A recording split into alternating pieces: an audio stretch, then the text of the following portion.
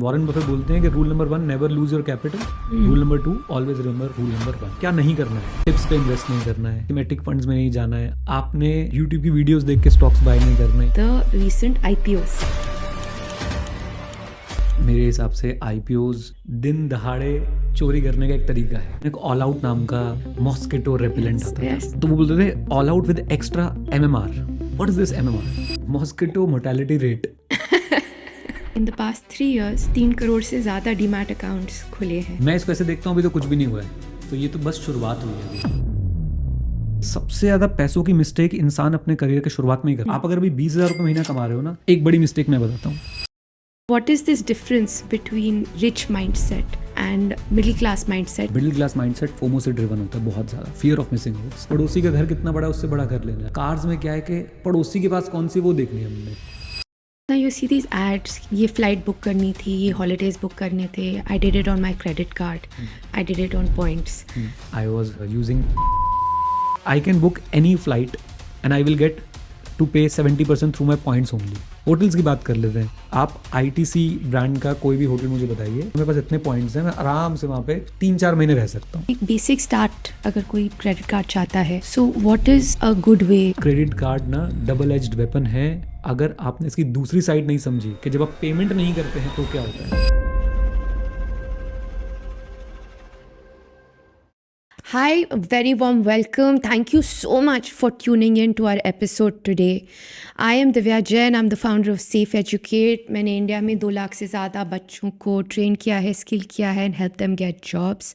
Divya Jain podcast में हम बात करते हैं सेलिब्रिटीज से, लीडर्स से, एक्सपर्ट्स से, to get their inputs on how can you live a better life, to really look at maximum performance but with purpose. अगर आपको पसंद है conversations जिससे आपका mindset, health, finance अपग्रेड हो सकते हैं, then this is the place for you. Today हमारे guest हैं is someone India trusts with their money. His name is Neeraj Arora. He is CA, he is a mentor, he is a guide. इस conversation में हमने बात की है नीरज जी से about specific inputs on how you can manage your money. क्या mistakes हैं जो हम इन्वेस्टमेंट के टाइम करते हैं, किन चीज़ों से हमें दूर रहना चाहिए, क्या होता है साइकोलॉजी ऑफ मनी, एक मिडिल क्लास माइंडसेट और एक रिच माइंडसेट में क्या डिफरेंस है, और कैसे आप एक तरफ से दूसरी स्विच कर सकते हैं to truly create a secure financial future for ourselves and our family. So look forward and please do subscribe to us, क्योंकि जब आप सब्सक्राइब करते हो we can call more and more of these guests and have more of these conversations. नमस्ते Neeraj ji, very excited for our discussion today. I think एक बहुत important topic है is about finance. पैसा कमाना बहुत ज़रूरी है and हम बहुत मेहनत करते हैं पैसा कमाने के लिए, एंड उसको मैनेज करने के लिए शायद हम इतना टाइम नहीं लगा पाते हैं। And you know, more than something that helps you buy things, I genuinely believe कि having money gives you freedom, it helps you, gives you choice, आपको कंट्रोल देता है अपनी लाइफ के ऊपर, अपनी डिसीजंस के ऊपर। So I think this ability to manage your money is very very important. So yesterday I was sitting with some of our bankers. हम अपना फैमिली का पोर्टफोलियो मैनेज करती हूँ, and one of the things they said is कि आजकल market में retail investors का पैसा बहुत बढ़ गया है। अगर आप स्टेटिस्टिक्स को देखें तो in the past 3 years we've had more investors who've entered the market than in the past 15 years. You know, 3 crore से ज़्यादा डीमैट अकाउंट्स खुले हैं। So my question is this कि हमारे retail investors, you know, regular person market में तो घुस गए, बैंक अकाउंट तो खोल लिए, but are they actually investors, या are they just, you know, is it just the new game कि UI मिल गया है, ऐप मिल गया है, मार्केट में आ गए हैं? क्या हमारी फाइनेंशियल लिटरेसी उस लेवल पे बढ़ी है जितने हमारे फाइनेंशियल इन्वेस्टर्स बढ़े हैं? 2-3 बातें इसके अंदर। मैं एक तो ना, आपने जो ये बात बताई कि इन्वेस्टर्स बहुत बढ़ गए हैं, जितने शायद पिछले 15 साल में नहीं बढ़े थे, उसने इन 3 सालों के अंदर बढ़ गए हैं। मैं इसको ऐसे देखता हूँ अभी तो कुछ भी नहीं हुआ है, तो ये तो बस शुरुआत हुई है अभी, right. Compare India's population with the number of investors, तो मुझे लगता है कि अगर कोई बेटिंग ऐप आती है उस पर ज़्यादा लोग हैं अभी in comparison to the demat accounts, है ना। तो अभी तो बस ये पार्टी शुरू हुई है। ओके। एंड एक बात ये है कि लिटरेसी बढ़ी है, फाइनेंशियल लिटरेसी बढ़ी है, हर चीज़ एक साथ बढ़ रही है, फाइनेंशियल लिटरेसी एक साथ बढ़ रही है, स्कैम्स एक साथ बढ़ रहे हैं, नंबर ऑफ ऐप्स बढ़ रही हैं, तो इससे कहीं ना कहीं यूजर्स बढ़ रहे हैं। और सब इन्वेस्टर्स तो नहीं है अभी, तो सब लोगों को क्या है कि अगर आप ये पिछला एक साल छोड़ दें, पिछला एक साल लगभग सवा साल छोड़ दें, तो उससे पहले हर किसी को लगता था कि भाई मैं ही बादशाह हूँ, क्योंकि वो जिस भी स्टॉक को हाथ लगा रहे थे वो बढ़ रहा था, पोर्टफोलियोज ऊपर जा रहे थे। तो मार्केट जो है ना वो साइकिल्स में चलती है। अभी कोविड के बाद से लगभग हमें 5 साल हो गए हैं, तो ऐसा कहा जाता है कि 8 साल की एक साइकिल होती है। तो 8 साल बाद पता चलता है कौन इन्वेस्टर है कौन इन्वेस्टर नहीं है, राइट। या कोई स्पेकुलेटर तो नहीं है जो इन्वेस्टर के कपड़े पहन के अंदर तो आ गया, लेकिन उसको भी वो बहुत मार्केट जो है वो लेसन्स देने वाली है।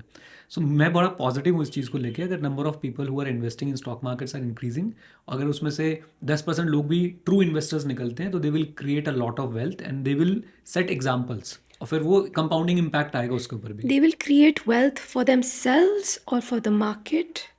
They will create wealth for themselves for sure. बाकी जो 90% लोग हैं वो they will create wealth for the brokers and the middleman and the markets. और बोल लीजिए उन 10% लोगों के लिए वो 90% लोग वेल्थ बनाएंगे जो एक्चुअली में मार्केट में सिर्फ ये सोच के आए थे कि स्टॉक मार्केट ऊपर ही जाता है, रैंडमली कोई भी स्टॉक ले लो, कोई भी म्यूचुअल फंड ले लो, टेलीग्राम से पूछ लो क्या लेना है, इंस्टाग्राम से पूछ लो क्या लेना है, यूट्यूब से पूछ लो क्या लेना है। वो लोग वेल्थ खोने वाले हैं for sure, they are going to destroy it. उसमें से भी मुझे लगता है कुछ लोग ऐसे होंगे जो सीख जाएंगे समय के साथ साथ, राइट, और फिर वो इन्वेस्टर बनेंगे, फिर वो प्रॉपर इन्वेस्टर बनेंगे, वो कम से कम 7-8 साल के लिए इन्वेस्ट करेंगे, सोच समझ के इन्वेस्ट करेंगे, तब उनकी गेम भी बनेगी। बट तब तक ये होता रहेगा। मुझे लगता है 100 लोग आते हैं तो 10 लोग इन्वेस्टर बनते हैं, 90 लोग अपना पैसा लूज़ करते हैं, और फिर वो नेक्स्ट साइकिल में दोबारा आने की कोशिश करते हैं। एक एक एक एक शेर है कि मोहब्बत बुरी है मोहब्बत कहे जा रहे हैं किए जा रहे हैं। तो स्टॉक मार्केट के साथ भी यही है कि स्टॉक मार्केट बुरा है स्टॉक मार्केट कहे जा रहे हैं किए जा रहे हैं। तो ग्रेजुअली वो बंदे की ना वहाँ पे आप ये समझ लीजिए जैसे हमारी एजुकेशन होती है ना, 12th, फिर BCom, फिर MCom, फिर PhD, ये वैसे ही चलता है। तो अभी कई लोगों की शायद 10th क्लास क्लियर होगी यहाँ पे स्टॉक मार्केट में, फिर 12th होगी, फिर BCom होगी, फिर MCom होगी, फिर PhD जब तक होगी तब तक उन्हें समझ आ जाएगा कि एक अच्छा सा म्यूचुअल फंड चूज़ करो, 7-8 साल के लिए पैसे इन्वेस्ट करो और चिल मारो अपनी लाइफ में। तो just for someone like imagine ये जो 90% लोग हैं जो शायद might be on their verge of market में घुस गए हैं क्योंकि ऐप थी, लोगों ने बोला, तो उन्हें क्या करना चाहिए? Like what would your 3 things be कि ये ऐप लो या ये 3 चीज़ें करो? सी, इसका जो फ्रेमवर्क है वो ऐसा है कि मिस्टेक्स आपसे होती रहेंगी जब तक आप सही डिसीजन मेकिंग नहीं सीखेंगे, और सही डिसीजन मेकिंग आप तब तक नहीं सीखेंगे जब तक आप प्रॉपरली अपने आप को एजुकेट नहीं करते हैं। So education is the way to go. अगर आपको ये पता होना कि आप स्टॉक मार्केट में इन्वेस्ट कर रहे हो तो आप क्या कर रहे हो एक्चुअली में, what you are doing. You are not buying a commodity कि भाई अब मैंने 10 की खरीद लिया 12 की हो जाएगी बेच दूंगा। एक माइंडसेट होता है बिजनेस ओनर माइंडसेट। तो मैं अगर किसी स्टॉक को खरीदता हूँ मैं ये सोचता हूँ कि मैं इस बिजनेस का पार्ट ओनर बन रहा हूँ, राइट। अब मैं अगर आप एक बिजनेस चला रहे हैं, मैं एक बिजनेस रन कर रहा हूँ, तो हम अपने बिजनेस के बारे में रोज सुबह उठ के तो नहीं सोचते कि आज बेच दूंगा इसको, कल दोबारा खरीद लूंगा, अब नए किसी बिजनेस में इन्वेस्ट कर देता हूँ। तो बिजनेस ओनर माइंडसेट आपको लाना पड़ेगा। और ये सब कुछ, ये आपने 3 चीज़ें बोली, मैं सिर्फ एक चीज़ बोलता हूँ, प्लीज़ एजुकेट योर सेल्फ। जितना ज़्यादा आप अपने आप को एजुकेट कर सकते हो उतना ज़्यादा आपके लिए अच्छा रहेगा स्टॉक मार्केट में। आपको, इसको मैं दूसरे तरीके से बोलता हूँ, मैं चार्ली मंगर का बहुत बड़ा फ़ैन हूँ और वो हमेशा बोलते हैं इन्वर्ट ऑलवेज इन्वर्ट। उनकी एक किताब भी है, उनका एक बड़ा अच्छा फ्रेज़ है, all I want to know where I will die and I will never go there, right. So ये सोचिए कि क्या करना ज़रूरी है उसको छोड़ देते हैं, क्या नहीं करना है। आपने टिप्स पे इन्वेस्ट नहीं करना है, आपने सेक्टोरल फंड्स में, थीमेटिक फंड्स में नहीं जाना है, आपने जंक स्टॉक्स नहीं खरीदने हैं, आपने यूट्यूब की वीडियोस देख के स्टॉक्स बाय नहीं करने हैं, यूट्यूब की वीडियोस देख के म्यूचुअल फंड बाय नहीं करने हैं। इन सब का कंक्लूजन क्या है? आपने खुद सीखना है। या तो खुद सीखे, या फिर बहुत सिंपल है, आप एक रजिस्टर्ड इन्वेस्टमेंट एडवाइजर के पास जाइए, वो आपसे पैसे चार्ज करेगा। और क्यों नहीं करेगा? वो आपको वैल्यू दे रहा है, आपको सर्विसेज दे रहा है, वो आपको एक प्लान बना के देगा। अच्छा, उस प्लान में भी एक प्रॉब्लम है। सो आई नो, मेरे कुछ फ्रेंड्स हैं जो RIAs हैं, राइट, वो प्लान बना के देते हैं अपने क्लाइंट्स को, बस क्लाइंट वो प्लान वहीं तक सुनता है, उसके बाद जाके फिर वही करता है। अच्छा, आज गोल्ड बढ़ गया, मैं गोल्ड ले लेता हूँ, आज क्रिप्टो बढ़ गया, मैं क्रिप्टो ले लेता हूँ। It's all about education. और एजुकेशन का सबसे बड़ा मुझे लगता है इम्पैक्ट आता है आपके बिहेवियर पे। आप एजुकेटेड हैं या नहीं उसका डायरेक्ट आपको पता चल सकता है कि आपका बिहेवियर उससे इम्पैक्ट हुआ है कि नहीं हुआ है। तो आप एजुकेशन लीजिए, अपना बिहेवियर चेंज कीजिए। जब आपका बिहेवियर चेंज होगा, आपके डिसीजन सही होंगे, आपके डिसीजन सही होंगे, आप मिस्टेक कम करेंगे। और life is all about doing less mistakes, that's it. And learning, and very nicely that you said, and I'll double down on that, is this concept of mindset. कि and I really like the word that you use कि business owner mindset. जब आप stock खरीदने जा रहे हैं, don't think of it कि मैं गेम खेल रहा हूँ, don't think of it as a short term gain. जहाँ पे पेन होएगा वहाँ पे प्लेजर भी होएगा. तो अगर जहाँ आप 2 रुपये का प्रॉफिट बुक करेंगे तो आप you are also opening up to the loss. So at one point you have to change that mindset into a business owner mindset कि you are buying a stock, you are buying a market, you are investing in that. तो वो अगर वो mindset switch हो, that's beautiful. Investing है ना, बहुत simple, मैं आपको डेफिनेशन बताता हूँ. आप अगर थॉरो एनालिसिस करके आप ऐसी जगह पे इन्वेस्ट कर रहे हैं जहाँ पे आपके कैपिटल लूज होने का चांसेस बहुत कम है सब, और बस इतना ही चाहिए, thorough analysis and investing at a place जहाँ पे कैपिटल लूज होने के चांसेस बहुत कम है. This is investing, right. आप उससे एक एडिक्वेट रिटर्न भी एक्सपेक्ट कर सकते हैं. एडिक्वेट रिटर्न सिंपल भाषा में इन्फ्लेशन प्लस 5-7% अगर आपको रिटर्न मिल जाए, 5-6% मिल जाए, यू गुड टू गो. तो 10-12% is a typical return that any person should Yes. expect. अब और ये सुन के ना आधा ऑडियंस ये पॉडकास्ट छोड़ के चला जाएगा. वाई? बिकॉज हमारी रिटर्न एक्सपेक्टेशन कैसी बना दी गई है कि 6% पर मंथ चाहिए मुझे, 6% पर मंथ. जी आप भी समझते हैं, मैं भी समझता हूँ, अगर ऐसा कोई रिटर्न दे रहा होता तो हम सब कुछ बंद करते, हम पैसा वहीं लगाते ना Right. कि 6% पर मंथ कमाएंगे, यानी कि लगभग हम 1 साल में पैसा डबल कर लेंगे. 1 साल में पैसा डबल कर लेंगे, इससे मैजिकल कुछ हो ही नहीं सकता है, राइट. और ये भी क्यों है, मैं आपको ये भी बता देता हूँ. 3 इडियट्स मूवी में हमने एक डायलॉग सुना था ना कि आप फेल हो जाओ दुख होता है, लेकिन आपका दोस्त फर्स्ट आ जाए ज़्यादा दुख होता है. सो हम अपने रिटर्न्स को हमेशा दूसरों के रिटर्न से कंपेयर करते रहते हैं. उसकी वजह से एक बिहेवियरल पैटर्न किक इन हो जाता है, that is FOMO, fear of missing out. और जैसे ही वो किक इन होता है ना, आपको 15 मिल रहा है ना रिटर्न, बिलीव मी, कोई भी अगर आप फाइनेंशियल प्लान बनाएंगे उसमें कोई भी सही एडवाइजर होगा वो आपको यही बोलेगा, please do not expect more than 12% from equity. And अगर आप एक पोर्टफोलियो बना रहे हैं जिसमें इक्विटी और डेट है तो आप 10-11%, 9% से ऊपर का रिटर्न मत नहीं एक्सपेक्ट कीजिए जी, पोर्टफोलियो लेवल पे. जी. बट हम क्या करेंगे, हम पड़ोसी का रिटर्न देख लेंगे और पड़ोसी आपको आधी इन्फॉर्मेशन देगा. वो आपको सिर्फ अपने विनर्स का रिटर्न बता रहा होगा, वो ये नहीं बताएगा कौन से कि स्टॉक में टोटल जीरो मैंने कर दिया. कितना मैंने लूज किया है Yes. कुछ नहीं वो कोई बताएगा. बताने में राइट इंटरेस्टेड ही नहीं है ना, वो कोई राइट. बताने में इंटरेस्टेड ही नहीं है. ट्रांसपेरेंसी नाम की चीज़ है ही नहीं. तो वहाँ से हमारी रिटर्न एक्सपेक्टेशन अनरियलिस्टिक हो जाती है. और जैसे ही आपकी रिटर्न एक्सपेक्टेशन अनरियलिस्टिक होती है, आप गलत स्टेप्स लेने के लिए चले जाते हो. और गलत स्टेप्स क्या होते हैं, आप डेंजरस जगहों पे पैसा इन्वेस्ट कर देते हो, आप ऐसी जगहों पे पैसा इन्वेस्ट करते हो जहाँ आपका कैपिटल खत्म हो जाता है. एंड वॉरेन बफे बोलते हैं कि rule number 1, never lose your capital. Rule number 2, always remember rule number 1. That's it. So, here again, I'll double down on this word that you use, which is FOMO. And FOMO बहुत हो रहा है आजकल with the recent IPOs, yes. right? And think about it, right? हमारा Lenskart का IPO है. It's a good enough company, लेकिन Piyush Bansal ji shark tank पे देखा है, यूट्यूब पे देखा है. He's like, the new age heroes. अब बोट का IPO है, अमन गुप्ता जी का IPO है. So literally it is your childhood heroes और जो आपके सिल्वर स्क्रीन हीरोज हैं, अब वो कंपनीज के IPO कर रहे हैं. So in my head it's less like a company IPO, it's almost like a movie release. पहले ज़माने में शाहरुख की मूवी आती थी तो वो एक्साइटमेंट होता था. But I feel a lot of times now company IPOs have become like that, and there's this इतना ज़्यादा FOMO create हो गया है. And again that capital risk की एलोकेशन नहीं मिलेगा. अच्छा सब कर रहे हैं, 10 लोगों ने किया है, अच्छा मेरे फ्रेंड ने डाला था, जोमेटो में डाला था, उसका तो 10x हो गया, 15x हो गया. So what is the right mindset when you are listening to this, and what advice and thoughts when you hear this? सो मैं बहुत स्ट्रांगली डिसएग्री करता हूँ इस पर. मेरे हिसाब से IPOs are full of greed of promoters. मेरे बहुत स्ट्रांग ओपिनियन है IPOs पे. IPOs में the investor is at a complete disadvantage. Why? अगर लेंसकार्ट का IPO आ रहा है तो मैं लेंसकार्ट के बारे में कुछ जानते नहीं हूँ, क्योंकि वो आज से पहले सिर्फ एक प्राइवेट लिमिटेड कंपनी थी. I am at a information disadvantage, right. Plus आप अगर सब चीज़ों को एक साथ जोड़ के देखेंगे ना, एक फ्रेमवर्क बनाएंगे, तो IPOs ऐसा इवेंट है जहाँ पे सबसे ज़्यादा नुकसान रिटेल इन्वेस्टर का होता है, सबसे ज़्यादा. कैसे? IPOs कब आते हैं? आप बाय डिफॉल्ट देखें, IPOs तभी आते हैं जब मार्केट रोर कर रही होती है, जब मार्केट अपने पीक पे होती है. तब ऑप्टिमिज्म इतना होता है, फिर लोगों को लग रहा होता है अरे मैं इससे तो कोई स्टॉक पे हाथ लगवा लो वही बढ़ जाएगा. A, B, कभी भी रिसेशन के टाइम पे आपको IPOs आते हुए नहीं दिखेंगे. मुझे याद है शायद 8 में जब यहाँ पे रिसेशन आया था तब एक आईपीओ आ रहा था, उसे वापस जाना पड़ गया था, मतलब जी उसने वापस अपना जी बोल दिया कि हमसे जी नहीं हो पाएगा, हम राइट आईपीओ नहीं लेके आ रहे। राइट एमआर नाम से शायद कोई कंपनी होती थी, शायद रियल एस्टेट कंपनी थी, वो आईपीओ लेके आ रही थी। दूसरी बात, अभी लेंस कार्ड का आपने नाम लिया, let's talk about the valuation. Shark tank India पे जाके आप ही वैल्यूएशन की बात करते हो ना। आप 273 का पी, 273 का पी रेशियो पे आप हमें एक कंपनी का शेयर पकड़ा रहे हो।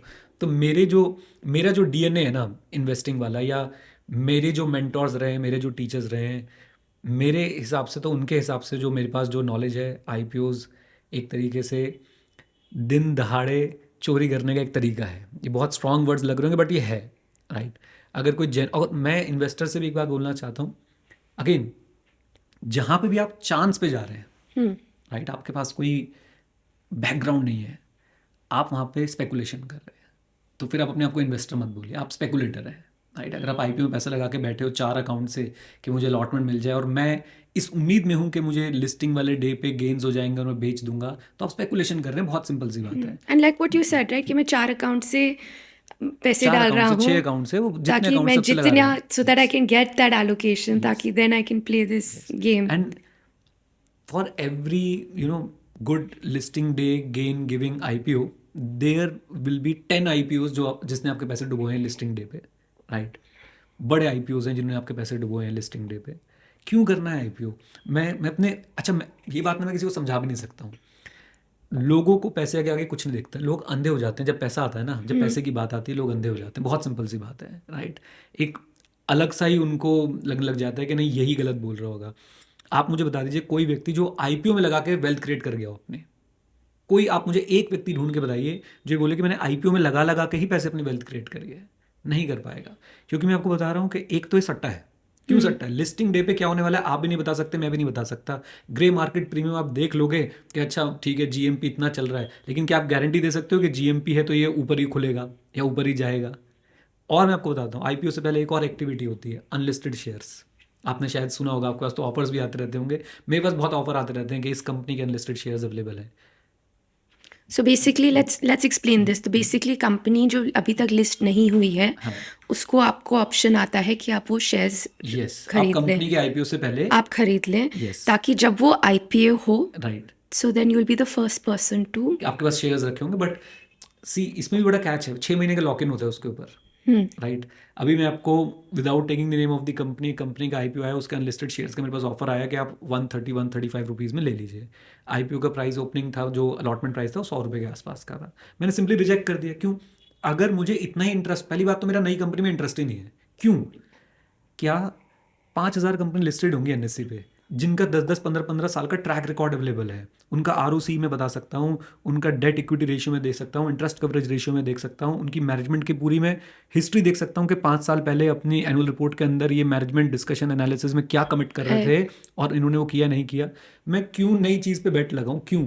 मुझे एक रीज़न बता दीजिए। और अगर वो अच्छी है, वो बहुत ही अच्छी है, आने दो, मार्केट में फ्रीली अवेलेबल होगी।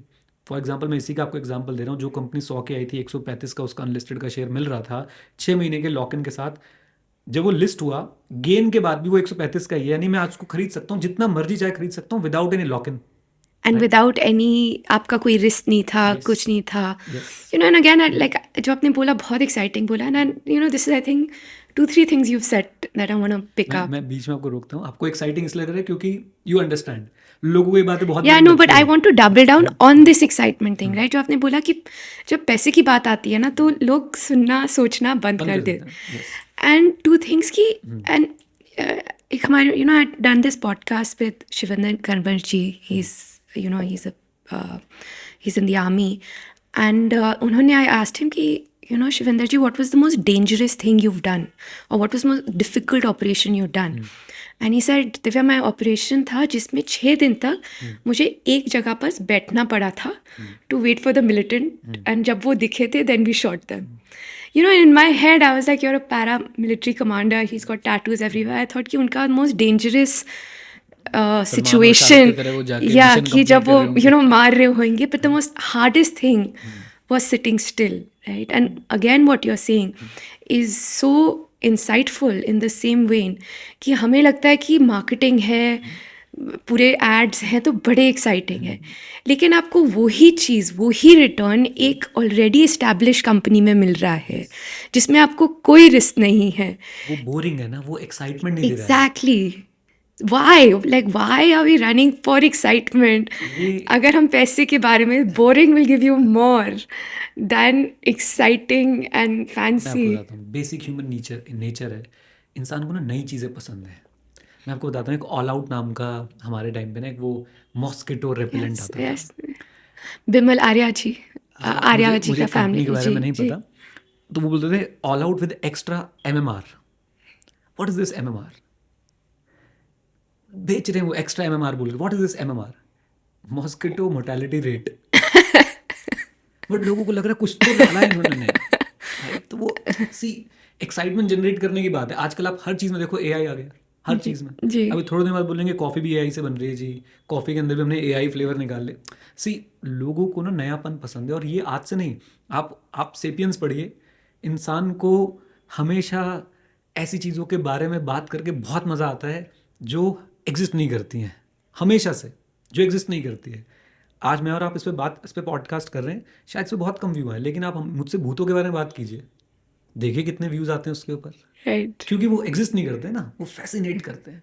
तो इंसान को ना स्टोरी सुनने में फैसिनेशन है उसकी, कि यार अरे ज़्यादा रिटर्न बन जाएगा, इसमें ही होगा। नेरेटिव्स बनाए जाते हैं, प्रोपेगेंडा चलाने में बड़ा मज़ा आता है इंसान को। तो बेसिक नेचर है। और बोरिंग क्या है? अब मैं आपको बताऊँ, मैं अपना पोर्टफोलियो बना के बैठा हूँ, बस ठीक है। मेरे को मैं उसको छेड़ता नहीं हूँ। जो एक्स्ट्रा पैसे आते हैं वो मैं उसमें आगे डालता जा रहा हूँ, दैट्स इट। अभी बोरिंग काम है, इसमें एक्साइटमेंट ही नहीं है कि यार सुबह से शाम तक एक भी शेयर नहीं बेचा, एक भी शेयर नहीं खरीदा। क्या एक्साइटिंग किया? कुछ नहीं दिया, किसी से बात नहीं की, स्टॉक ब्रोकर से बात नहीं यस की। यस। एंड अनदर थिंग यार, जो आपने लाइटली मेंशन किया था with this unlisted, you know, this thing, कि at some level we have to be cognizant कि यू नो बहुत बड़े लोग हैं जो शायद मार्केट को मैनेज कर रहे हैं, कंट्रोल कर रहे हैं, जिनके पास ज़्यादा शेयर होल्डिंग है, जहाँ राइट। जिनके पास ज़्यादा इन्फॉर्मेशन है। तो अगर वो जल्दी वाले गेन्स यू नो कैप्चर करने हैं, तो they are in a much better place to capture it than you. Right you know, right. Even अगर आप अपने ऐप पे बैठे हैं। आईपीओ के थ्रू वो यही तो कर रहे हैं। जी आईपीओ के थ्रू क्या हो रहा है?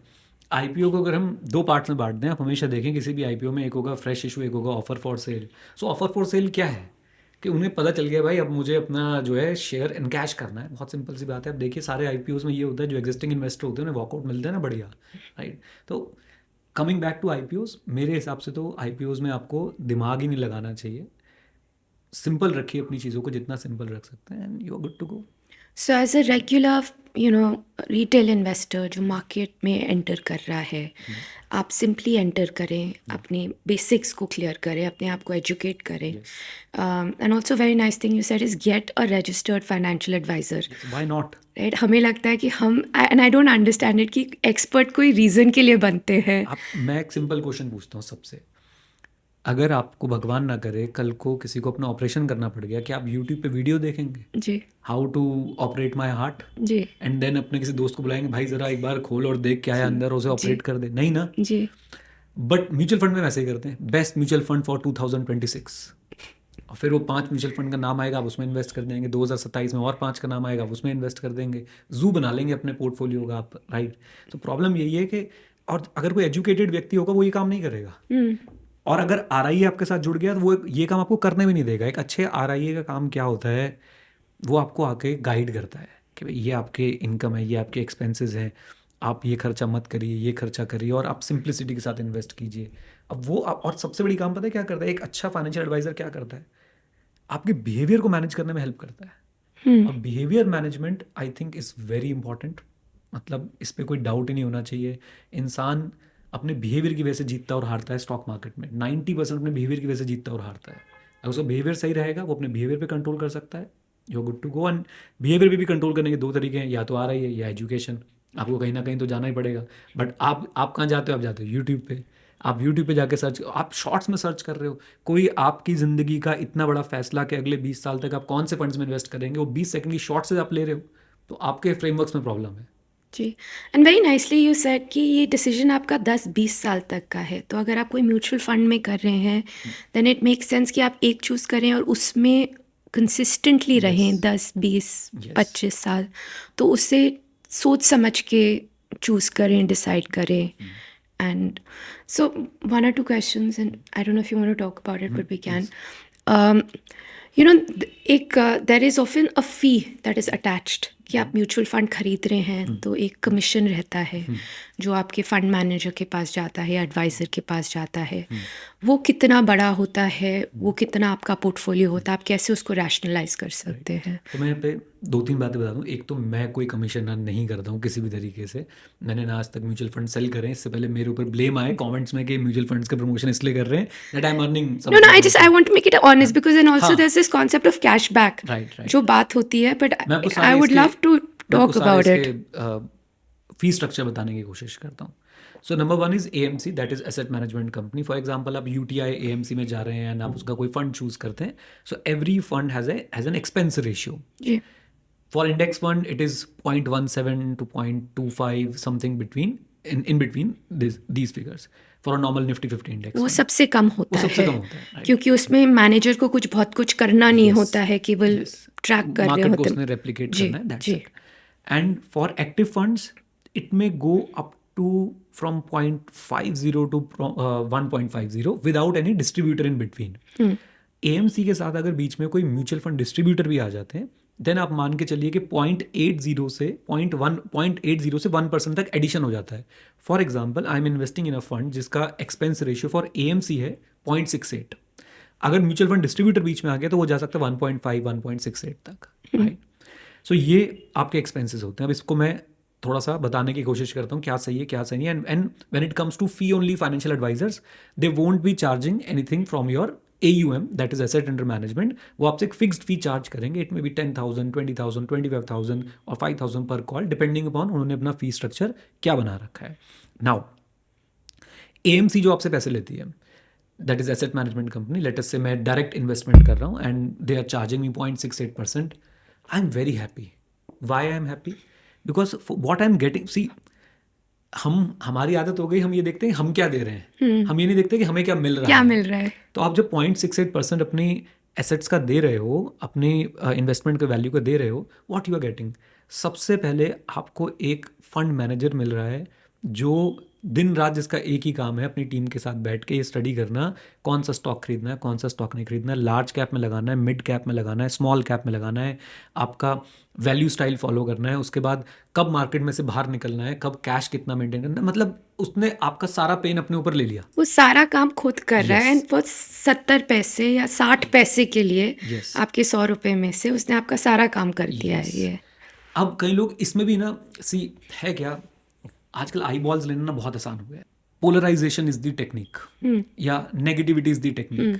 आप कुछ भी एक नेगेटिव कमेंट करो, लोग आपके पास एकदम फ्लॉक करते हुए आएंगे. पॉजिटिव बातें बोलो, कोई नहीं आता आपके पास. अब लोग इसको भी लेके एक्स पे रैंट करते रहते हैं कि 0.68% फॉर नथिंग. क्या बात कर रहे हो आप? आपको ये तो मैंने एक एडवांटेज बताया, मैं आपको 2 एडवांटेज और ऐसे बताता हूँ, बल्कि 3 एडवांटेज आपको ऐसे और बताता हूँ जो आप डायरेक्ट स्टॉक्स में खुद करके कभी ले ही नहीं सकते हो. People might say that this is the wrong comparison, but let me tell you, जब आप म्यूचुअल फंड्स के थ्रू इन्वेस्ट करते हैं तो इस 0.68% की वजह से you are saving a lot of tax. How come? Number 1, जब आप म्यूचुअल फंड यूनिट्स खरीदते हैं, अल्टीमेटली उस म्यूचुअल फंड हाउस ने शेयर्स खरीदे हैं, राइट. जब उस शेयर्स पे डिविडेंड मिलता है म्यूचुअल फंड हाउस को, वो टैक्सेबल नहीं होता है. लेकिन आपके पास डायरेक्ट स्टॉक्स होते वो टैक्सेबल होता at the rate of 30% if you are on 30% slab rate, right. जिस भी स्लैब रेट में आप उस पर वो टैक्सेबल होता है. बट म्यूचुअल फंड हाउस को डिविडेंड मिलता है, वो टैक्सेबल नहीं होता, बल्कि आपकी यूनिट्स की वैल्यू बढ़ जाती है. आपने टैक्स बचा लिया वहाँ पे अपना, आप 30% टैक्स ब्रैकेट में 30% बचा लिया. सेकेंडली, अब आप इसी बात को देखिए, पता नहीं कितनी लोगों को समझ आती है नहीं, मुझे तो ऐसा लगता है कि आई एम ब्लेस्ड कि म्यूचुअल फंड जैसा टूल है और उसको एक्सेस करना इतना आसान है. अब आप 20 साल तक अगर ऐसा करते रहते हैं तो आप हर साल एक तो डिविडेंड पे टैक्स बचा रहे हैं. आप स्टॉक्स में करते हैं, डिविडेंड मिलता है, टैक्स लगता. उसके बाद आप क्या कर रहे हैं, उसके बाद आप उस इनकम का नेचर भी चेंज कर रहे हैं. जो अब डिविडेंड की तरह टैक्सेबल होनी थी करंटली, वो आज से 15 साल 20 साल जब भी आप बेचेंगे तब टैक्सेबल होगी, बट कैपिटल गेन्स की तरह टैक्सेबल होगी eight the rate of 12.5% currently. अब लोगों को फिर से नेगेटिविटी पसंद आती है, वो बोलेंगे अभी 12.5 है तो बढ़ भी सकता है. मैं बोलता हूँ क्यों, पीछे जाओ ना, 2018 में 0 था तो घट भी सकता है. अब बोलेंगे देखो 0 से 10 हुआ, 10 से 12.5 हुआ तो बढ़ता हुआ दिख रहा है. फिर मैं बोलूँगा 2004 से पीछे जाओ, तब आपका कंप्लीटली वो टैक्सेबल होता था. So there is no end to this discussion. But जो भी होगा, आपने 20 साल तक अपने डिविडेंड की इनकम के टैक्स को डेफर किया. आप पहली बार आपको मौका मिल रहा है कि सरकार के पैसे पे पैसा कमाने का, सरकार के पैसे पे पैसा कमाने का, इससे बड़ा मौका और कहाँ मिलेगा। आपने वो कमाया।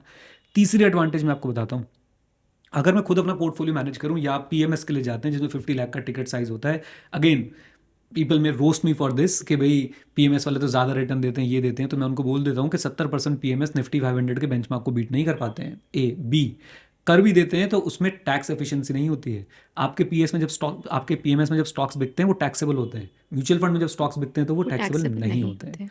होते। 0.68 में आपको और क्या, से अक्षय से कुमार का डायलॉग याद आ रहा है, बच्चे की जान लोगे क्या। नहीं, इसमें again you said again a very interesting thing Neeraj ji, कि जो आपका फंड एडवाइज़र है, and a lot of times इसमें 2 ऑप्शन होते हैं कि ये मेरा फंड्स है और इतना मेरा एसेट है। मैं एक ना यहाँ पे करेक्शन कर दूँ, फंड एडवाइज़र नहीं होता, फंड डिस्ट्रीब्यूटर होता है। ये भी एक बहुत बड़ा ना शब्दों का खेल है। हिंदुस्तान में हर कोई पैसा जो है ना वो जुगाड़ से कमाना चाह रहा है। Mutual fund distributor can not advise you. No, so I'm not talking about a mutual fund distributor. I'm actually talking about a financial advisor, Yes. right? So my thing is on a financial advisor, and my question is two. एक, at what, अगर से आप हर महीने कुछ amount invest कर रहे हैं, तो at what monthly income और asset size और portfolio size should you get a financial advisor? मैं फिर से हिंदी में बोलती हूँ मैं कि बिल्कुल समझ अगर गया। जस्ट फॉर द थिंग, क्या आपके पोर्टफोलियो का साइज होना चाहिए जब आपको एक फाइनेंशियल एडवाइज़र लेके आना चाहिए? दूसरा, इस फाइनेंशियल एडवाइज़र के साथ कैसे डील करना चाहिए? शुड इट बी कि मेरा एक्स अमाउंट का पोर्टफोलियो है, उसका एक परसेंटेज दें, या एक फिक्स्ड फीस होनी चाहिए, एंड वो ये फिक्स फीस कितनी होती है? सो ऑनेस्टली मैं बोलूँगा, जिस दिन आपने पैसा कमाना शुरू कर दिया, आपको उस दिन से फाइनेंशियल एडवाइज़र के साथ जुड़ना चाहिए। The earlier the better. But आप हैरान हो जाएंगे सुन के, इंडिया में कितने रजिस्टर्ड इन्वेस्टमेंट एडवाइज़र होंगे? RIAs कितने होंगे? गेस कीजिए। 2 lakh? 300, 350, I think 376 is the right no way. Yes. अभी BSE ने डेटा रिलीज़ किया है, आई थिंक 800 कुछ लोग हैं जिसमें से 400 कुछ एक्टिव हैं और 376 लोग हैं जो कमा पा रहे हैं, कुछ ऐसा डेटा निकला था, राइट। व्हेन यू से कि व्हेन आई स्टार्ट अर्निंग, तो मतलब इमेजिन अगर कोई इफ समवन, अगर कोई है जो 20,000 या 30,000 की मंथली इनकम है, जिसमें से वो 5 या 10,000 या 5,000 तक सेव कर पा रहे हैं, तो he should also have a financial मैं एडवाइजर। इसका रीज़न बता रहा हूँ क्यों, जी। राइट। पहले तो मैं आपको फाइनेंशियल एडवाइजर्स का नंबर बताया इंडिया में कितना है। अच्छा, फाइनेंशियल एडवाइजर्स का नेचर भी मैं आपको बताता हूँ। मैं फाइनेंशियल एडवाइजर नहीं हूँ, मैं पहले ही बता दूँ, क्योंकि मैं जब भी किसी की तारीफ करता हूँ लोग मुझे पकड़ लेते हैं कि ये खुद होगा, राइट। सो आजकल ये भी ना बड़ी आप दिक्कत है। म्यूचुअल फंड डिस्ट्रीब्यूटर है, ना आप फाइनेंशियल एडवाइजर मैं है। म्यूचुअल फंड डिस्ट्रीब्यूटर बनना चाहता था, but the moment I came to know that I can not give advice, I just backed out. क्योंकि मैं अगर वैल्यू ऐड नहीं कर रहा, मैं डिस्ट्रीब्यूशन के पैसे नहीं ले सकता। और most of the mutual fund distributors जो हैं वो बस एडवाइस करे जा रहे हैं। वो एमफी क्या कर रहा है मुझे नहीं पता, रेगुलेटर क्या कर रहा है मुझे नहीं पता, बट मेरे से ये नहीं हो सकता कि मैं डिस्ट्रीब्यूटर में एडवाइस करूँ। There is a difference between distributor and advisor. So जो भी 300-400 एडवाइजर्स हैं, आप अगर इनको सर्च करेंगे, और मैं क्यों कह रहा हूँ शुरुआत में आपको मिल जाए, क्योंकि सबसे ज़्यादा पैसों की मिस्टेक इंसान अपने करियर के शुरुआत में ही करता है। आप अगर भी 20,000 रुपये महीना कमा रहे हो ना, आई एम श्योर जब आप एडवाइज़र को ये बताओगे ना, वो आपसे फीस इतनी चार्ज नहीं करेगा, क्योंकि लोगों की अप्रेंशन होती है कि यार 20,000 महीना मैं कमा रहा हूँ, वो ही मुझसे 20,000 रुपये ले लेगा, अब 1 महीने की सैलरी चली जाएगी। नहीं, आप उसको ये बताइए। सी, एक और मुझे 2 लाइनें याद आ रही कि काम करने से काम होता है, जिक्र से कुछ नहीं होता, जो होना होता है वही होता है, फिक्र से कुछ नहीं होता, राइट। तो आप स्टेप 1 तो लो, आप एक इन्वेस्टमेंट एडवाइज़र को ढूंढो। और इन्वेस्टमेंट एडवाइजर्स, मैं अपना एक्सपीरियंस बता रहा हूँ, अगर उन्होंने आपको एडवाइस नहीं देनी होगी ना, आपसे एक कॉल करेंगे, आपको मना कर देंगे, मैं आपको एडवाइस नहीं सकता। फॉर एग्जांपल, मैंने एक रजिस्टर्ड इन्वेस्टमेंट एडवाइजर को कॉन्टैक्ट किया, and he was so kind. उसने, वो नहीं जानता था मैं कौन हूँ, मेरा यूट्यूब प्रेजेंस क्या है। He just gave me a Zoom call time. मैं गया, मैंने अपना पोर्टफोलियो साइज वगैरह उनको बताया, अपने फंड्स बताए। उन्होंने बोला आपको ज़रूरत नहीं है फाइनेंशियल एडवाइज़र की। आप देख रहे इतने, ये ऑनेस्टी आपको कहाँ मिलेगी, राइट। आप कभी भी हेयर कट लेने जाओगे ना, आपको बोलेंगे ज़रूरत है ही, लेकिन ऐसे भी लोग हैं दुनिया में जो बोल देते हैं कि भाई ज़रूरत नहीं है, राइट। तो उन्होंने मुझे बोला, ऐसे ही अगर आप अपनी अर्निंग शुरू कर रहे हैं, आपसे सबसे बड़ी मिस्टेक्स अपने करियर की शुरुआत में होती हैं पैसों को लेके। एक बड़ी मिस्टेक मैं बताता हूँ, जैसे अपना मेडिकल इंश्योरेंस ना लेना, अपना टर्म इंश्योरेंस ना लेना। जैसे आप कमाना शुरू कर रहे हैं, आपके एक बार रिटर्न्स बनने शुरू हो गई हैं। एक बहुत बड़ी मिस्टेक, पैसा कमाना शुरू किया, तुरंत आपने अपने आप को इतनी बड़ी लाइबिलिटी में डाल लिया। फॉर एग्जाम्पल, आपने बड़ा घर खरीद लिया, घर खरीदने में बुराई नहीं है, बट उसके लिए भी एक प्लानिंग होनी चाहिए ना आपके पास। आपने तुरंत गाड़ी ले ली, राइट? तो ये मिस्टेक से आपको कौन बचा सकता है? एक फाइनेंशियल एडवाइज़र। और मेरे को ऐसा लगता है जब आप जाके उसको बताएंगे यार मैं अभी अर्निंग मैंने शुरू करी है, प्लीज़ गाइड मी, राइट? वो आपको गाइड करेंगे और आपसे कम फीस लेंगे। ग्रेजुअली जब आपकी सैलरीज बढ़ेंगी, आपकी इन्वेस्टमेंट बढ़ेंगी, तो फिर आपको देखना है कि जब उन्होंने आपको सपोर्ट किया तो आपको उनको सपोर्ट करना है। ए बी, इनका आपके AUM पे कोई परसेंटेज फीस चार्ज का कोई हिसाब किताब होता ही नहीं है, राइट? वो आपसे एक फिक्स्ड अमाउंट लेने वाले हैं, तो वो आपको अनबायस्ड एडवाइस दे पाएंगे। जनरली स्पीकिंग डिस्ट्रीब्यूशन में जब म्यूचुअल फंड डिस्ट्रीब्यूटर एडवाइस दे रहे होते हैं उसमें एक और चीज़ आ जाती है। आप कितना भी बोल लीजिए, हमारा ना एक इंडिपेंडेंस का टेस्ट होता है, वो है third party test. It should appear to a reasonable third party that you are not being influenced, right? और जब म्यूचुअल फंड डिस्ट्रीब्यूटर होगा, आप कितना ही शरीफ बन लीजिए, कितना ही कुछ कर लीजिए, अगर आपको फंड ए ज़्यादा कमीशन दे रहा है, फंड बी कम कमीशन दे रहा है, ऑब्वियसली वो बायस आप होएगा फंड ए की तरफ जी। जाने वाले हैं, राइट? आप एक दो बार फंड बी की तरफ जाएंगे और लोग भी फिर यही चाहते हैं कि नहीं हमें थोड़ा सा एक फ्लैम्बॉयंट फंड चाहिए, तो आप फंड बी की तरफ जाने लग जाएंगे। सो यहाँ पे RIAs आपको कंप्लीटली अनबायस्ड एडवाइस दे सकते हैं, सजेशन दे सकते हैं, राइट? कम फीस में भी दे सकते हैं, आपको बस ट्रुथफुल रहना पड़ेगा। और म्यूचुअल फंड डिस्ट्रीब्यूशन में एक और प्रॉब्लम आती है। मान लीजिए आप आए मेरे पास, मैं म्यूचुअल फंड डिस्ट्रीब्यूटर हूँ। अब आजकल इन्वेस्टर्स भी थोड़े ना स्मार्ट बनने की कोशिश करते हैं। इन्वेस्ट करने 100 रुपये बताएंगे, 10 रुपये कि चलो बाकी 90 तो मैं रेप्लिकेट कर लूँगा जो भी मुझे सजेशन देंगे। Very interesting, very interesting. I think that's कि आपके पास आपको करना 10 है लेकिन आप बताओगे, करना 100 है लेकिन बताओगे 10 हाँ आप, आपको करना 100 है लेकिन आप बताओगे 10। राइट? सो अब RI के साथ आपको ये प्रॉब्लम ही नहीं है, because you right, no they are not getting anything out of your AUM। तो आप जाके उन्हें क्लियरली बताओगे भाई मैंने तो 100 इन्वेस्ट करना है, और वो आपको अच्छे से गाइड कर पाएंगे।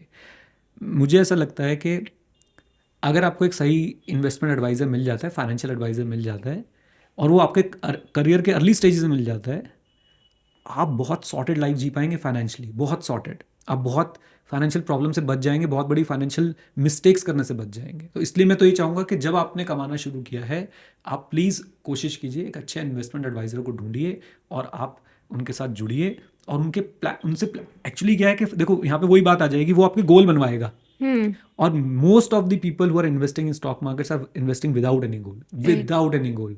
क्योंकि म्यूचुअल फंड में इन्वेस्ट करना है, क्योंकि बस करना है, स्टॉक्स क्योंकि लेने उसने किया है, हाँ, सबने बोला है, यस यस नीरज जी, दिव्या जी का पॉडकास्ट सुना है, तो चलो अब हमें करना है। Yes yes and here again I will double down on something that you talk about is mindset, right? कि एक मिडिल क्लास माइंडसेट होता है और एक रिच माइंडसेट होता है। लेकिन काफ़ी टाइम जब हम रिच माइंडसेट बोलते हैं, हम उसे कंफ्यूज कर देते हैं with spending richly to in buying fancy phones and buying designer shoes and living a rich life. So what is this difference between this rich mindset and the middle class mindset जिसमें शायद आप आगे नहीं बढ़ सकते हो, जो शायद scarcity से driven है, versus a rich mindset जो शायद growth से driven है? मुझे लगता है कि difference is FOMO. Middle class mindset FOMO से ड्रिवन होता है, बहुत ज़्यादा फियर ऑफ मिसिंग आउट से। और रिच माइंडसेट इस बात से ड्रिवन होता है कि मुझे अपने गोल्स बना के उनको अंजाम देना है, राइट? वो फोमो में नहीं पड़ते हैं, वो अपने काम पे ध्यान देते हैं। अभी वॉरेन बफे ने लास्ट लेटर लिखा है, जो शेयर होल्डर्स को लेटर लिखते थे, एंड ही सेड कि अब इसके बाद वो लेटर्स नहीं लिखेंगे। उनकी लास्ट लाइन ये थी कि आप कंपनी के चेयरमैन और कंपनी की क्लीनिंग लेडी को सेम आई से अगर देख रहे हैं ना, तो आप रिच हैं, राइट? तो ये मेरे हिसाब से एक रिच माइंडसेट है, राइट? वो फोमो में ना पड़ना एक रिच माइंडसेट है। अपने साथ वालों की भी ग्रोथ भी देखना एक रिच माइंडसेट है, राइट? एंड एक और मुझे लगता है कि एवर लर्निंग एटीट्यूड रखना भी एक रिच माइंडसेट है। शेख चिल्ली के ख्वाब देखना, राइट?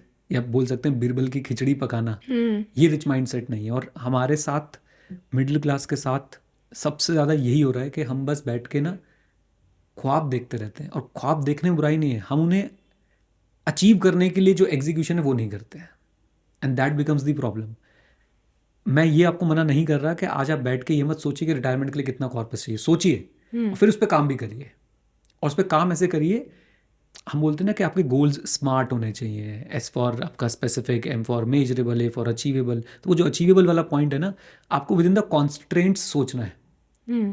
अगर आप अगर ये सोच रहे हो कि यार मैं ना कम अमाउंट इन्वेस्ट करके ज़्यादा रिटर्न कमा के अपना कॉर्पस बना लूँगा, आप गलत डायरेक्शन में हो। आप कॉन्स्ट्रेंट नहीं समझ रहे हो कि मार्केट से ज़्यादा रिटर्न कोई नहीं निकाल पाया, राइट?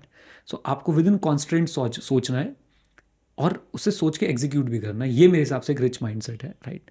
वैल्यू क्रिएट करना अपने लिए, अपने आसपास वालों के लिए, ये एक रिच माइंडसेट है। तो मेरा थॉट ये है इस पे।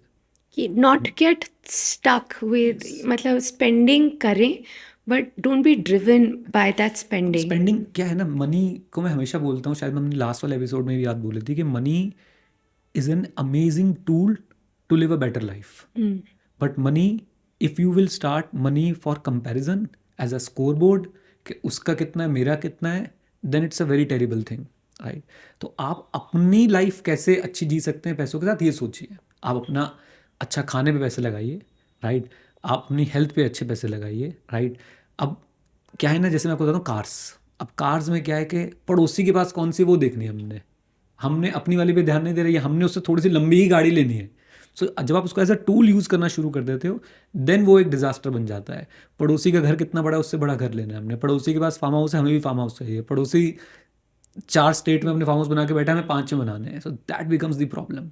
वो तो मुझे लगता है कि डिस्ट्रक्टिव माइंडसेट है, राइट। एंड आप ये देखिए कि आप अपनी लाइफ अच्छे से जी पा रहे हैं, एंजॉय कर पा रहे हैं, उसको आप बैलेंस करते हुए चलिए, करंट लाइफ को प्लस अपने रिटायरमेंट लाइफ के लिए, अपने और बाकी फाइनेंशियल गोल्स के लिए आप चीज़ें अगर मैनेज कर पा रहे हैं, बढ़िया है, चलिए आगे, कोई प्रॉब्लम नहीं है। So beautifully said, Neeraj ji. And let me take this to another, maybe aspect जो मेरा मन था डिस्कस करने का, which was money and relationships.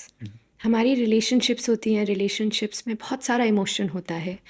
Money is very important.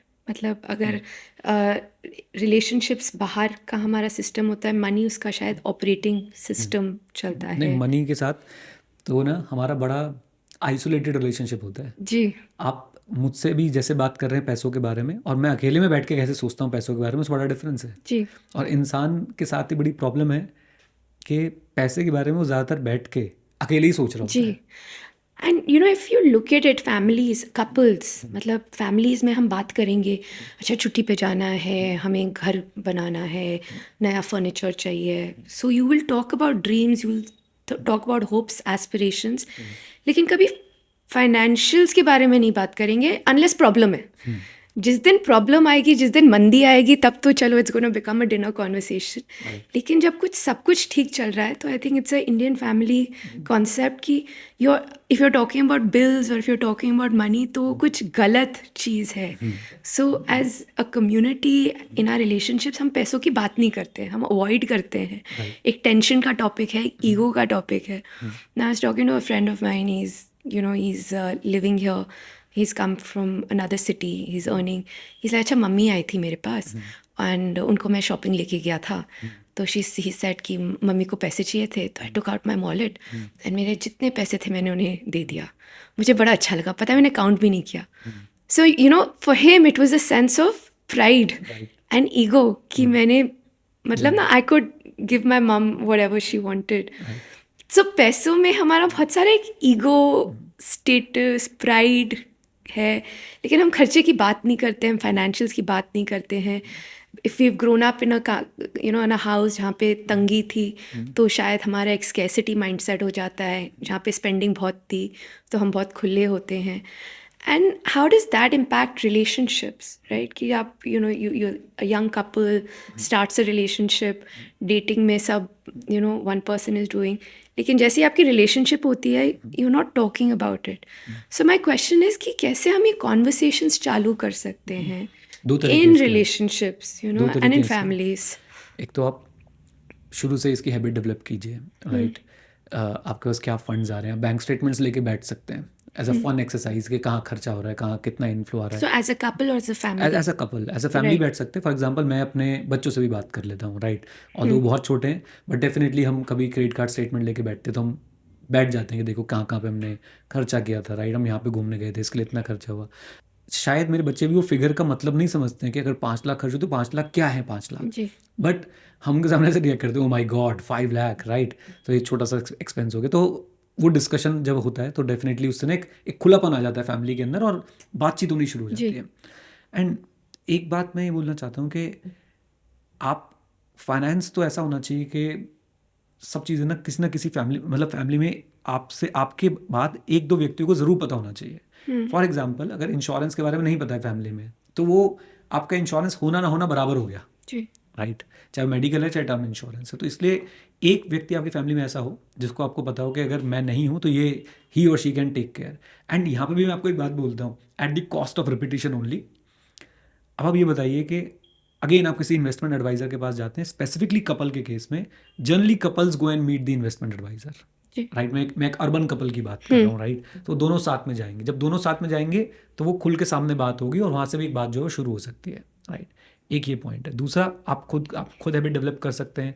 And बच्चों से तो बिल्कुल मत छुपाइए, बच्चों को खुल के बताइए and make them realise the value of money, make them realise के हम क्या अर्न कर रहे हैं और आपने इसको कैसे संभाल के रखना है। और मुझे ऐसा लगता है अगर आपने बहुत सारे पैसे कमाए और अपने बच्चों को ही ट्रेन नहीं किया दैट इनको अब कैसे मैनेज करना है, तो वो पैसा कभी भी वेस्ट हो सकता है, ख़त्म हो सकता है पैसा।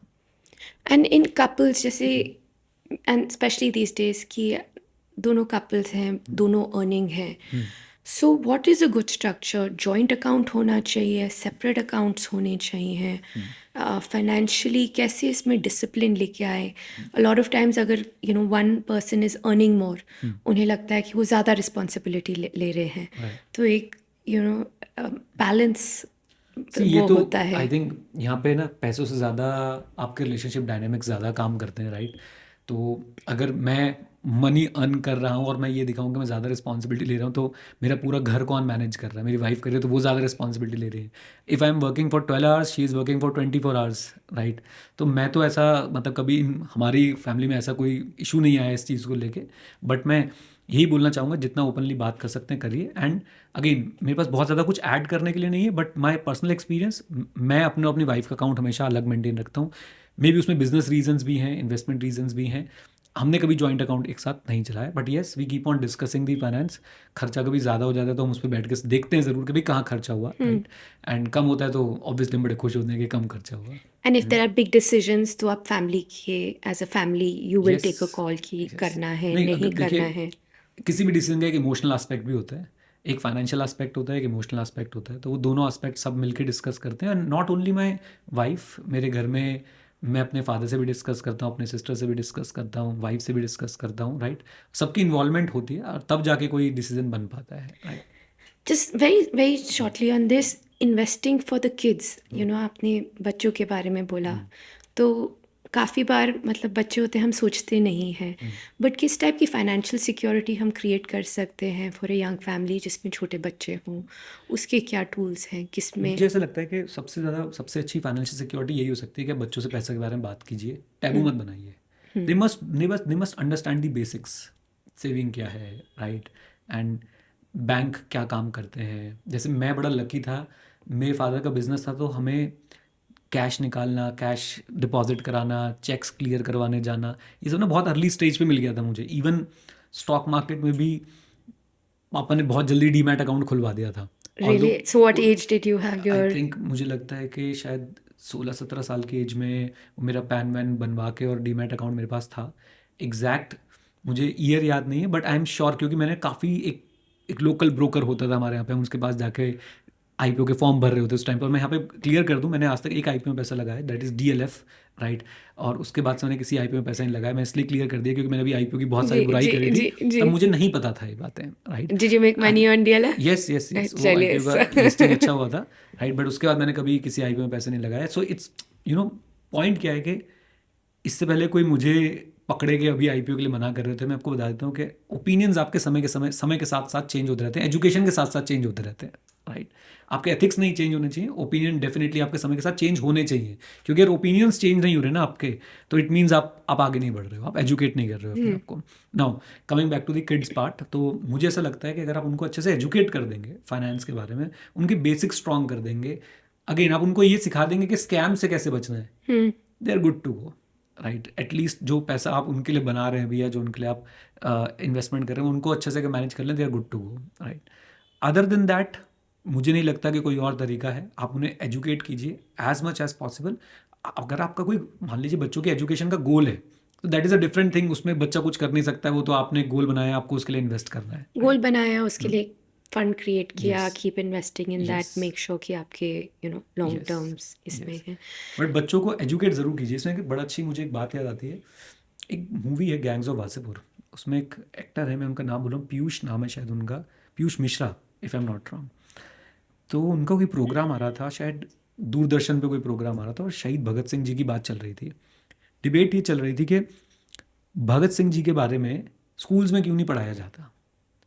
तो पीयूष मिश्रा जी बोलते हैं नहीं पढ़ाया जाता, नहीं पढ़ाया जाता, आप खुद पढ़ा दो अपने बच्चों को।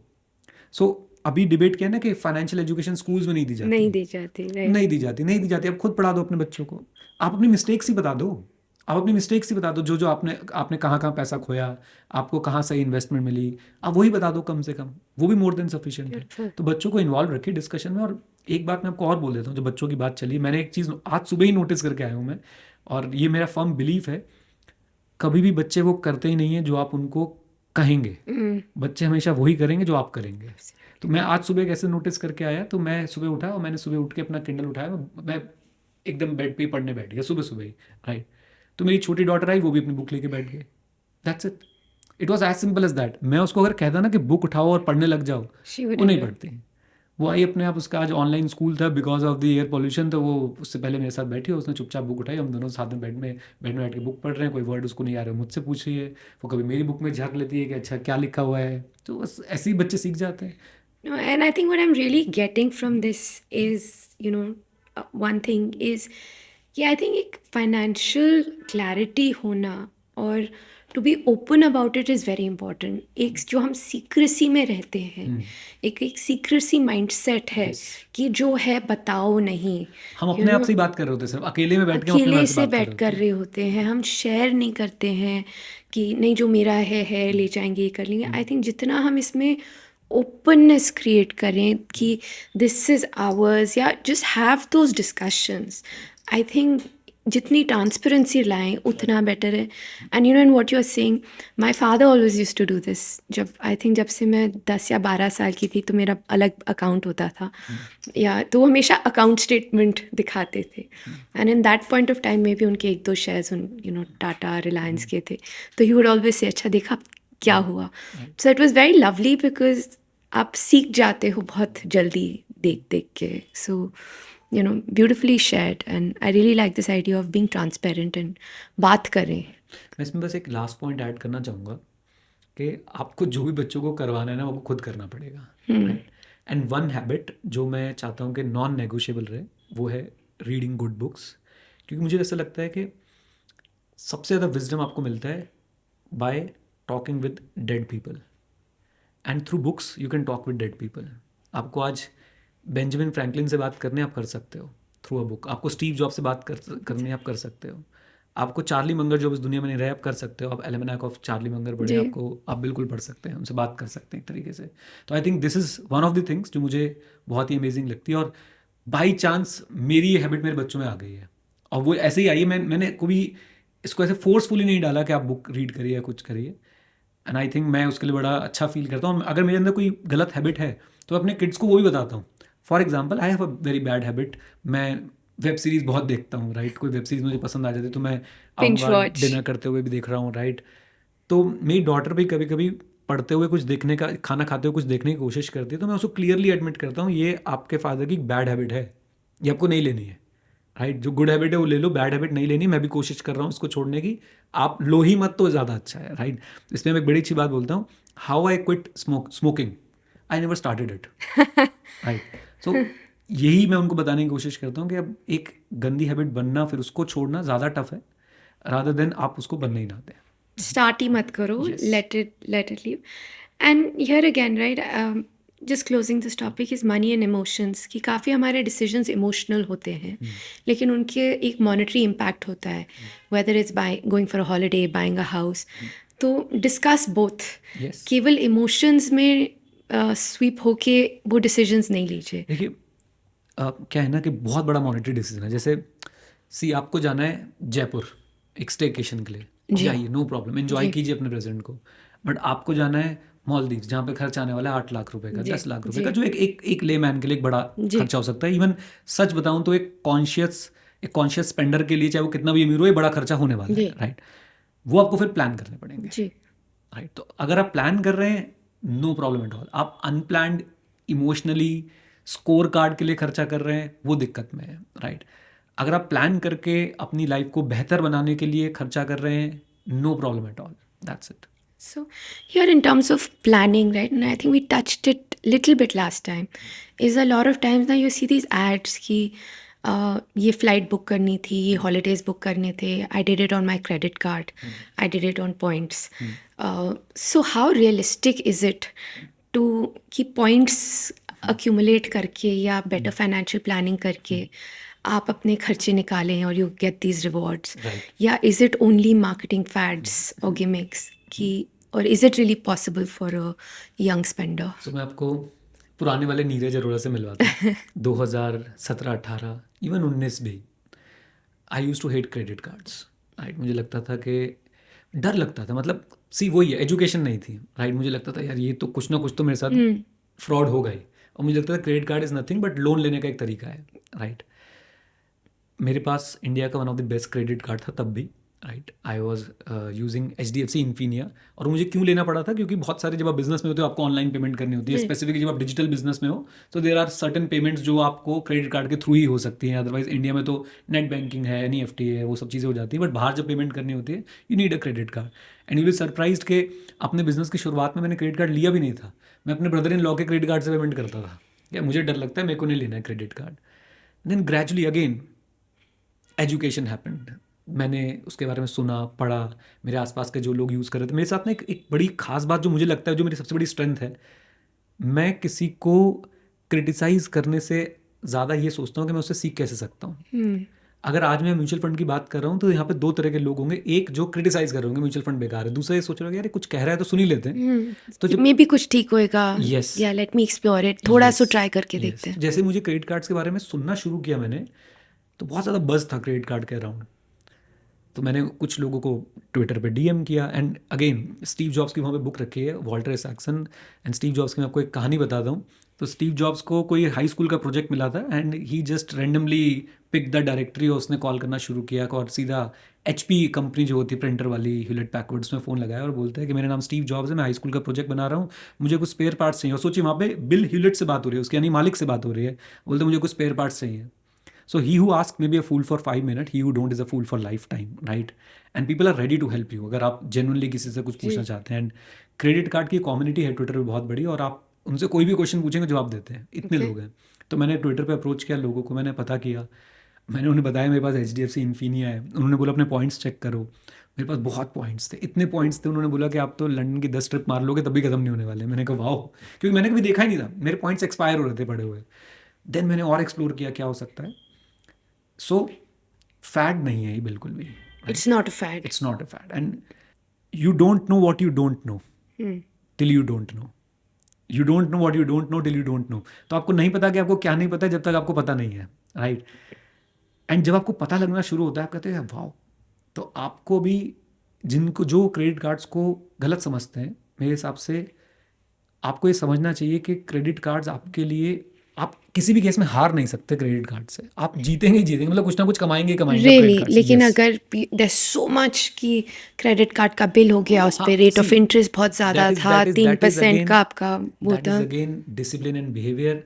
अगर आप क्रेडिट कार्ड लेने के बाद ये सोचते हैं कि आपकी इनकम बढ़ गई और आप ज़्यादा स्पेंड कर सकते हैं, तो आप बेवकूफ़ी कर रहे हैं। आपने क्रेडिट कार्ड लेना है, आपने खर्चे अपने नहीं बढ़ाने हैं, आपने ये नहीं सोचना है कि मेरी इनकम बढ़ गई। For example my income is 1 lakh per month and मेरे क्रेडिट कार्ड की लिमिट 2 लाख है, तो मैं 3 लाख की इनकम सोच के नहीं बैठूंगा अपनी, राइट। ये बेवकूफ़ी हो जाएगी। क्रेडिट कार्ड का बिल टाइम पे दीजिए। आप जितने खर्चे करते हैं घर के, कोशिश कीजिए वो सब क्रेडिट कार्ड पे शिफ्ट कर दीजिए। रियली, यस, मैं आज की डेट में कहीं भी जाता हूँ ना, कहीं भी, मैं क्रेडिट कार्ड पे खर्चा करना चाहता हूँ। Not a debit card, not no UPI. No no no no no, UPI भी क्रेडिट कार्ड से करता हूँ मैं, क्योंकि क्रेडिट कार्ड्स आर देयर जो UPI से अटैच हो जाते हैं, फिर आप जी. उससे पेमेंट कर सकते हो। Even if I am earning 1% on my credit card, what is the problem? Now again, you don't know what you don't know till you don't no. अब लोग आते हैं बोलते हैं 1 रुपये पे तो कोई पॉइंट नहीं मिलता। आपको पता नहीं, कई क्रेडिट कार्ड्स होते हैं जिनमें जो है माइलस्टोन्स होते हैं कि इतना खर्चा कर दिया आपने साल में तो आपको ये बेनिफिट्स मिलने वाले हैं। तो आपका हर 1 रुपया, मैंने तो अपना हर खर्चा, हर पॉसिबल खर्चा मैंने अपना क्रेडिट कार्ड पे शिफ्ट कर दिया है। एंड पॉइंट्स जो मैं अर्न कर रहा हूँ, इसमें भी लोग बोलते हैं, एक मेरा ही स्टूडेंट मुझे सिखाने की कोशिश कर रहा था कि सर ये जो क्रेडिट कार्ड पे आपको पॉइंट्स मिलते हैं, उसने जो वर्ड यूज़ किया तो मुझे याद है, कहता है वो तो चूरन होता है, ये तो सिर्फ पागल बना रहे हैं आपको, इससे आप क्या खरीद लोगे, शैम्पू खरीद लोगे, कोई आपको 500 रुपये की चीज़ है, मतलब जो 5 रुपये की चीज़ है वो 500 रुपये की बता के बेच देंगे। ये भी एक बड़ा बड़ा गलत नोशन है। I can book any flight and I will get to pay 70% through my points only. मतलब 10,000 की फ्लाइट है तो मैं सिर्फ और सिर्फ 3,000 रुपये पे करूँगा, 70% मैं अपने पॉइंट से पे कर दूंगा, कहीं पे भी इंडिया में, इवन बाहर भी जाऊँगा तो मैं ये कर सकता हूँ। People are actually optimising it 100%, trying to optimise it to 100%। वो 1 रुपये भी पे नहीं करेंगे, मैं तो फिर भी 30% पे कर दूंगा। तो जो वो क्रेडिट कार्ड मास्टर्स हैं जो दिन रात इसमें डूबे रहते हैं, वो ओवर ऑप्टिमाइज कर चुके हैं इसको, वो कोई भी फ्लाइट के पैसे देने को तैयार नहीं है। होटल्स की बात कर लेते हैं, आप ITC ब्रांड का कोई भी होटल मुझे बताइए, मैं all over India even in Sri Lanka जाके उसमें रह सकता हूँ, मेरे पास इतने पॉइंट्स हैं, मैं आराम से वहाँ पे 3-4 महीने रह सकता हूँ, इतने ऑन पॉइंट्स पॉइंट। इसमें one more question that I had is कि आई मीन ऑफ कोर्स आपके लेवल पे यू विल हैव द इन्फर्निया, लेकिन एक बेसिक स्टार्ट अगर कोई क्रेडिट कार्ड चाहता है तो ऑफन अप्रूवल नहीं मिलता है। सो what is a good way, या अगर किसी को बेसिक स्टार्ट कर रहे हैं, salary may be a lot of people today gig work में है, कंसल्टेंट की तरह है, तो शायद सैलरी एक स्टैंडर्ड नहीं होती है। You know, a lot of people are travelling a lot, consultants हैं, यू नो, अल्टरनेट आपकी सडनली पैसे आएंगे, they are managing, they have liquidity है, पैसे हैं, लेकिन शायद वो एक नोन कंपनी का ऑफर लेटर नहीं है, क्रेडिट कार्ड चाहिए लेकिन स्टैंडर्ड अप्रूवल नहीं मिल रहा है। इस केस में इज देयर अ सोल्यूशन? सबका सॉल्यूशन है। अच्छी बात यह है कि इस दुनिया में हर चीज़ का सॉल्यूशन है, राइट। सो पहली बात, आपको मुझे देख के या किसी और क्रेडिट कार्ड इन्फ्लुएंसर को देख के क्रेडिट कार्ड्स लेने की ज़रूरत नहीं है। वाई? हम बहुत डिफरेंट है ना, मेरे खर्चे बहुत डिफरेंट है, आपके खर्चे बहुत डिफरेंट है, राइट। और क्रेडिट कार्ड्स के जो पॉइंट आ रहे हैं उनका यूटिलाइजेशन बहुत डिफरेंट है। जैसे मेरे को इंडिया के बाहर नहीं जाना है, हो सकता है किसी को जाना हो तो उसको कोई और क्रेडिट कार्ड सूट करेगा। Now coming to your point, आपको पहला क्रेडिट कार्ड अगर नहीं मिल रहा है तो आप FD बैक्ड क्रेडिट कार्ड ले सकते हैं, या सैलरी के बेसिस पे आप क्रेडिट कार्ड ले सकते हैं। कैसे? आपका जिस बैंक में सैलरी अकाउंट होता है, जनरली वो आपको कोई ना कोई पहला क्रेडिट कार्ड ऑफर कर देंगे। और क्रेडिट कार्ड में ना ऐसे ही स्टेप बाय स्टेप चलते हैं। आप डे 1 पे जाके एक्सिस बैंक में अकाउंट ओपन करवाओ, बोलो मुझे तो मैग्नस बर्गंडी दे दो, वो नहीं देंगे आपको शायद, राइट, अनलेस एंड अनटिल आपके पास बहुत बड़ा कैश नहीं है, राइट, मतलब बहुत बड़ा उनके साथ आपका TR भी होता है, टोटल रिलेशनशिप वैल्यू नहीं है, तो आपको नहीं देंगे। बट ग्रेजुअली आप अपनी ये हिस्ट्री बिल्ड कर सकते हो। कैसे? आपका जिस बैंक में सैलरी अकाउंट है, आप वहाँ जाकर रिक्वेस्ट कर सकते हैं कि मेरा आपके साथ सैलरीड अकाउंट है, आप मुझे क्रेडिट कार्ड दे दीजिए, वॉट जो भी फ्री क्रेडिट कार्ड मिल रहा हो, वहाँ से आपकी हिस्ट्री बनना शुरू हो जाती है। Then you can get the second level credit card, then third level. फिर उसके बाद एक FD बैक क्रेडिट कार्ड का भी कॉन्सेप्ट है कि अगर आपको लगता है कि आपको क्रेडिट कार्ड की अपनी जर्नी शुरू करनी है तो आप एक अमाउंट की FD रख सकते हैं और आपको उतनी लिमिट वाला एक बेसिक क्रेडिट कार्ड जो वो प्रोवाइड कर सकते हैं। दिस इज़ वेरी सिंपल अगर आप चाहते हैं तो। बट फिर से मैं एक बात बोलूँगा, प्लीज़, क्रेडिट कार्ड ना डबल एज्ड वेपन है। अगर आपने इसकी दूसरी साइड नहीं समझी कि जब आप पेमेंट नहीं करते हैं तो क्या होता है, तो जो आपने बोला था 3% इंटरेस्ट, मैं आपको बता दूं 3 से 4% इंटरेस्ट पर मंथ लगता है, फिर उस पर 18% GST लगता है। यू विल नेवर पे GST on any interest other than credit card interest. Yes, तो ये बात आपको ध्यान में रखना है। अगर आपने टाइम पे पेमेंट नहीं की, अगर आपने टाइम पे पेमेंट कर दी, देन देयर इज नो, उसका भी एक तरीका है। मैं कहता हूँ आज की डेट में जो लाइफ जीना चाहता है उसके लिए सारे तरीके हैं। आप ऑटो डेबिट लगा के रखो, खर्चे कंट्रोल में रखो। Auto debit is very simple. अब मेरे पास आज की डेट में मुझे लगता है कि 6-7 क्रेडिट कार्ड्स इकट्ठे हो गए हैं, राइट, सबका ऑटो डेबिट लगा हुआ है, कोई पेमेंट हमारी मिस नहीं होती है। और बाई एनी चांस हो गई फॉर XYZ रीज़न, कभी ऑटो डेबिट नहीं चला, they may be some system flaws, आप उन्हें बात करके बता सकते हो, देखो जी मेरी हिस्ट्री आप देखो, पिछले 24 महीने में मेरी एक भी पेमेंट कभी भी ओवरड्यू नहीं गई है, मैंने ये पेमेंट इसलिए नहीं हुई क्योंकि कुछ टेक्निकल फ्लॉ था, जो भी था वो भी आपको समझते हैं। लेकिन आप हर महीने आप पेमेंट डिले करोगे तो आपकी क्रेडिट हिस्ट्री भी बिगड़ रही है, आपका बैंक के साथ रिलेशनशिप भी, as a credit card provider आपका रिलेशनशिप भी बिगड़ रहा है उनके साथ, क्रेडिट कार्ड प्रोवाइडर के साथ, और साथ साथ में आप क्रेडिट कार्ड के फ़ायदा उठाने की जगह नुकसान में जा रहे हो। और एक और कॉन्सेप्ट होता है इसमें, होता है mad, minimum amount due. Never fall for it. Credit card company से बड़ी चालाक है, वो कमा किससे रही है, वो हम लोगों से तो कमा नहीं पा रही हैं, हम लोग तो उनको एक्सप्लॉइट कर रहे हैं, राइट। हम तो पॉइंट्स कमाते हैं, होटल्स में रहते हैं, फ्लाइट्स लेते हैं, राइट, और जो भी चीज़ें खरीदने हम क्रेडिट कार्ड के पॉइंट्स के थ्रू खरीद रहे होते हैं। लेकिन देयर आर पीपल जो मिनिमम अमाउंट ड्यू पे करके खुश हो जाते हैं। आपका 1 लाख का बिल है, वो बोलेंगे, मैसेज आएगा कि 8,000 इज़ मिनिमम ड्यू, आप बोलोगे ठीक है 8,000 पे कर देता हूँ, और वो कुछ बोलेंगे 8,000 ले लेंगे आपसे, लेकिन आपके बाकी अमाउंट पे वो इंटरेस्ट लगाते जाएंगे। सो आपको टोटल अमाउंट ड्यू देखना है।